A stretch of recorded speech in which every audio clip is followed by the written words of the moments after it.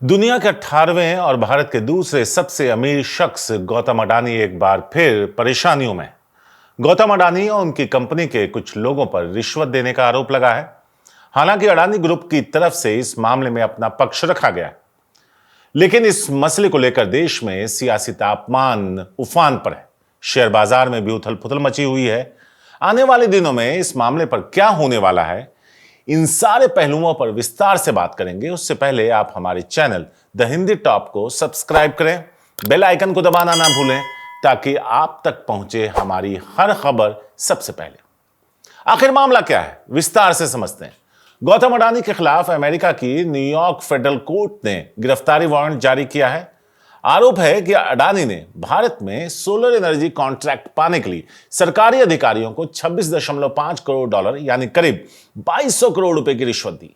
इस मामले में अडानी के साथ उनके भतीजे सागर अडानी समेत 8 लोगों को आरोपी बनाया गया। आंध्र प्रदेश और उड़ीसा में जिस सोलर एनर्जी के कॉन्ट्रैक्ट के लिए कथित तौर पर रिश्वत दी गई, उससे 20 साल में 2 अरब डॉलर यानी करीब 16,895 करोड़ का मुनाफा होना था। अब सवाल उठता है कि अमेरिका में केस क्यों दर्ज हुआ। तो आपको बता दें कि रिश्वत की रकम अमेरिका के निवेशकों से जुटाई गई थी, यह आरोप है। केस अडानी ग्रीन एनर्जी और एज्योर पावर से जुड़ा है। इस साल 24 अक्टूबर को न्यूयॉर्क की फेडरल कोर्ट में मुकदमा दर्ज हुआ। अमेरिकी अभियोजकों के मुताबिक अडानी की कंपनी को हाल ही में केंद्र की company solar energy corporation of India यानी सेकी से 12 गीगावाट और ऊर्जा देने का कॉन्ट्रैक्ट मिला, लेकिन सेकी को सोलर एनर्जी खरीदने के लिए भारत में खरीदार नहीं मिल पा रहे थे। खरीदारों के बिना यह डील मुमकिन नहीं थी। ऐसे में अडानी ग्रीन एनर्जी और एज्योर पावर ने सरकारी अधिकारियों को रिश्वत दी। 2021 में अडानी आंध्र प्रदेश के तत्कालीन सीएम जगन रेड्डी से मिले और वहां की राज्य सरकार 7,000 मेगावाट बिजली खरीदने को तैयार हो गई। आंध्र प्रदेश के अफसरों को प्रति मेगावाट 25 लाख रुपए यानी कुल 20 करोड़ रुपए या कहें तो 1750 करोड़ की रिश्वत देने का आरोप है। उड़ीसा ने भी इसी तरह 500 मेगावाट बिजली खरीदी। इसके बाद जुलाई 2021 से दिसंबर 2021 के बीच सेकी ने आंध्र प्रदेश, उड़ीसा, छत्तीसगढ़ और तमिलनाडु से बिजली खरीदने के समझौते किए। हालांकि इस मामले पर अडानी ग्रुप की तरफ से बयान जारी किया गया है। कहा गया कि अडानी ग्रीन एनर्जी के डायरेक्टर्स के खिलाफ अमेरिकी कोर्ट और वहां के शेयर बाजार नियामक के आरोप निराधार है।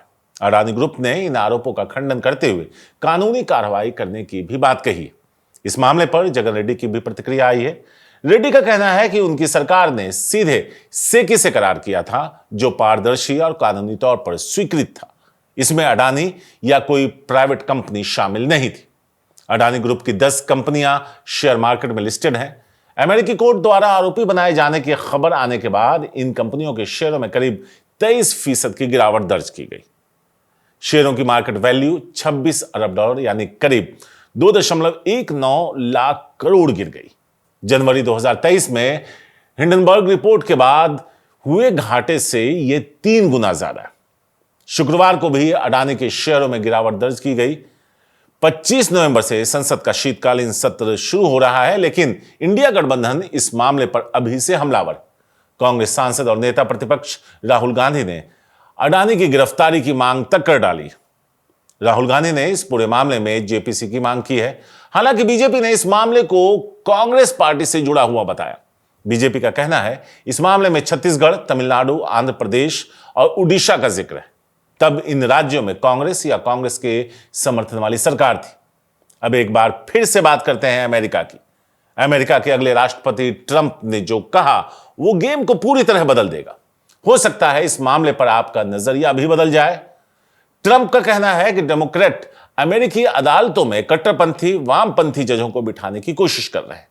रिपब्लिकन सीनेटरों को सामने आकर अपनी बात पर अड़े रहना चाहिए।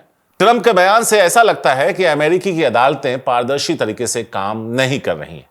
सोलर एनर्जी आने वाले वक्त में पावर का सबसे बड़ा सोर्स होने जा रही है। इसलिए इस सेक्टर में किसी भारतीय कंपनी का आगे बढ़ना चीन और अमेरिका को खटक रहा है। ऐसा लगता है कि अडानी ग्रुप से जुड़ा ताजा मामला मौजूदा अमेरिकी प्रशासन की तरफ से चीन को फायदा पहुंचाने की आखिरी कोशिश है। इसी तरह की कार्रवाइयां पहले भी देखी गई, जैसे कि एलन मस्क की ईवी वेंचर्स के मामले में। मस्क को इसलिए निशाना बनाया गया क्योंकि वो चीन की इलेक्ट्रिक वाहन कंपनियों के लिए कंपटीटर बन गए थे। अडानी ग्रुप के रिन्यूएबल एनर्जी प्रोजेक्ट्स भी ग्लोबल मार्केट में चीनी कंपनियों को सीधे चुनौती दे रहे हैं। साफ है, अडानी कुछ ऐसा कर रहे हैं जो विदेशी ताकतों को पसंद नहीं आ रहा। वो भारत की ऊर्जा और सुरक्षा के निर्माण की दिशा में काम कर रहे हैं और चीन के साथ कंपटीशन, वैश्विक ऊर्जा दिग्गज बनने की उनकी महत्वाकांक्षा है। साथ ही साथ कोयला, तेल और गैस का आयात कम करके भारत को खरबों डॉलर की बचत करना है। किसी को यह नहीं भूलना चाहिए कि इस मामले में मुखबिर एजियोर है, जो अडानी का कंपटीटर है और विदेशी निवेशकों का उसको समर्थन हासिल है। इसके अलावा अभियोग में कहा गया है कि आरोपों में नामित व्यक्तियों ने खुद को और अपने गलत कामों को बचाने के लिए साजिश रची। ऐसा लगता है कि अमेरिकी अदालत भारतीय कंपनियों को टारगेट कर रही है। वैसे भी समझना चाहिए कि ये केवल आरोप हैं जो फिलहाल साबित नहीं हुए हैं। इस तरह के मामले और आरोप आम हैं और बड़ी कंपनियों पर लगते रहे। मेटा यानी फेसबुक और गूगल जैसी कंपनियों को भी पूर्व में ऐसे आरोपों का सामना करना पड़ा है। 2019 में अमेरिकी न्याय विभाग ने ऑनलाइन विज्ञापन बाजार में गूगल के डोमिनेंस को लेकर एक एंटी ट्रस्ट इन्वेस्टिगेशन शुरू किया था।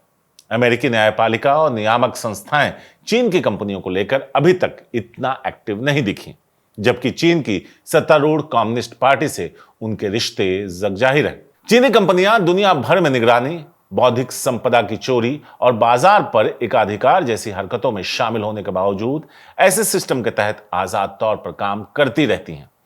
आपको अगर याद हो तो पिछले साल यानी जनवरी 2023 में अमेरिका की ही एक कंपनी ने अडानी ग्रुप पर रिपोर्ट जारी कर हलचल मचा दी थी। आपको बता दें कि हिंडनबर्ग रिसर्च अमेरिकी रिसर्च कंपनी है।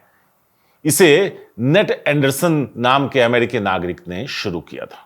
फिलहाल के लिए इस खबर में इतना ही। खबर पर अपनी राय कमेंट करके जरूर दें। ऐसी ही और खबरों के लिए सब्सक्राइब करें द हिंदी टॉप को। हमें एक्स यानी ट्विटर, फेसबुक और इंस्टाग्राम पर फॉलो करना ना भूलें।